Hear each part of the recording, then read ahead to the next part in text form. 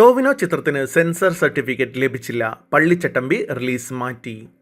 Tovino Thomas നായകനായിരിക്കുന്ന പള്ളിച്ചട്ടമ്പിയുടെ release തീയതി നീട്ടിവച്ചു. ചിത്രത്തിന് sensor certificate ലഭിക്കാൻ വൈകിയതോടെയാണ് റിലീസ് നീട്ടിവെച്ചതെന്ന് അണിയറ പ്രവർത്തകർ അറിയിക്കുന്നു. തെരഞ്ഞെടുപ്പ് പെരുമാറ്റച്ചട്ടം നിലവിൽ നിൽക്കുന്നതിനാലാണ് സിനിമയ്ക്ക് സെൻസർ സർട്ടിഫിക്കറ്റ് ലഭിക്കാതെ പോയത്. ഏപ്രിൽ 15-ന് വിഷു ദിനത്തിൽ ചിത്രം റിലീസിനെത്തും. ഏപ്രിൽ 10-നായിരുന്നു ചിത്രം മുൻപ് റിലീസ് ചെയ്യാനിരുന്നത്.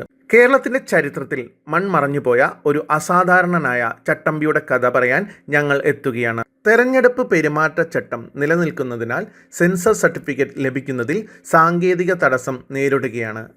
അതിനാൽ സിനിമയുടെ റിലീസ് ഏപ്രിൽ 15 വിഷുദിനത്തിലേക്ക് മാറ്റിവെക്കേണ്ടി വന്നിരുന്നു. ഈ അവസരത്തിൽ നിങ്ങളുടെ സ്നേഹവും പിന്തുണയും ഞങ്ങളോടൊപ്പം ഉണ്ടാകുമെന്ന് പ്രതീക്ഷിക്കുന്നു. അണിയറ പ്രവർത്തകരുടെ വാക്കുകൾ ഇങ്ങനെ. കൂടുതൽ വാർത്തകൾക്കും വിശേഷങ്ങൾക്കുമായി സബ്സ്ക്രൈബ് ചെയ്യൂ ടോപ് 10 മലയാളം.